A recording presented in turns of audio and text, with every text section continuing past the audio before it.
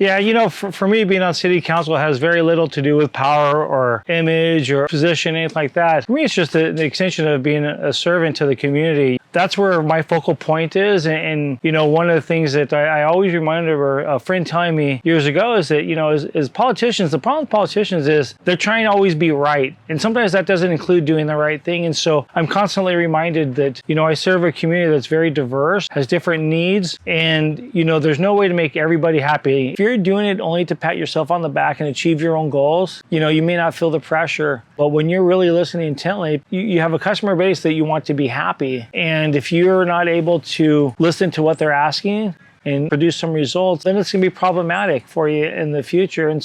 And generally, I like to listen to people, see what their perspective is. And I carry that over from culinary as well as into city council because it's important. I think that people don't realize their potential or their impact. If you don't listen to people and talk to them and ask questions, you may never understand their perception. The one factor that I think is the biggest change for our community is the lack of having access to a beach. We just passed a record that the southern end of our beaches were closed for 1,000 straight days. The street got broken because we were able to open it for a couple days during the summer. But, that's been the hardest thing because for me, as a kid growing up, the beach was the place I always went to hang out. And as I've gotten older, I realized that the mental health aspect of being in the water and connecting with nature, it's taking its toll on me. And, people say, well, you can just go to another beach and get that. And whenever you've grown up surfing at a place all your life, home is home, and it's where you feel at ease. And, the Tijuana sewage issue we've all been fighting against. We've really been working hard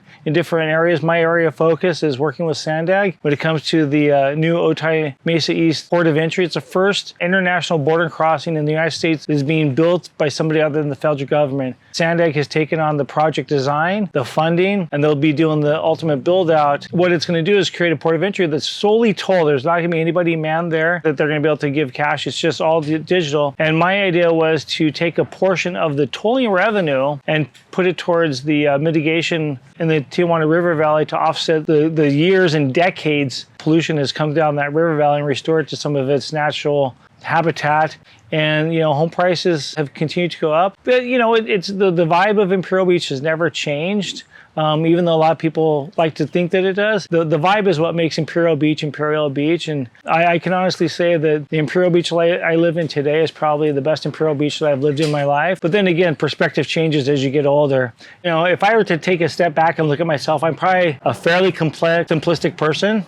I don't have any material wealth or a whole lot of need. I work hard. I've been a chef now for 25 years, but I'll be the first guy washing dishes. Years ago, I was running my first campaign for city council, and somebody posted on social media like, well, what does he know about politics? He's only a cook. My current role is executive sous chef at Town & Country, where I oversee a team of 35 culinary professionals. I got that role because during the COVID years, I was working at Town & Country and we had lost some staff. And so I just naturally stepped in that role. And I'm a big believer that there's no lines in the sand. I'm just as happy making chocolates as I am butchering, fish, braising short ribs. Having the ability to cook is super cool to me. And I'm super stoked that 35 years into it, I'm still able to do it. And I enjoy it all the time. It's a little different now. My role currently doesn't require all the intensity of creativity that I used to have to deal with, but it's more of a management. I have a big responsibility to see a team of professionals with different restaurants and different needs and answering executive team. I do sometimes miss working just in a smaller little restaurant because you always had your hands into something and there was a creative drive and just so many unique things about it. So yeah, I think that working in a restaurant, it's absolutely essential that everybody's on the same page. If you want to be successful, if you don't want to be successful, it really doesn't matter. But I'm never on a team just to be on a team. I always want to win. And because of that, I've always been able to work in very successful high-end restaurants because we all have the same goals and we just drove as hard as we could. And not meaning that push people over the edge, but we push ourselves and then bring others along with us. My kind of stress relief and kind of, again, something I do to keep myself occupied because I always have to be doing something. I restore Volkswagens, air-cooled Volkswagens. Behind me is 1968 VW Type 34. It's got a sunroof and automatic. Fairly rare car. I completed the restoration of the car late last year. The best friends that I have are all Volkswagen guys. We get together often. The best group of friends you could ever imagine because of a silly car that I decided to start driving, back in 1987.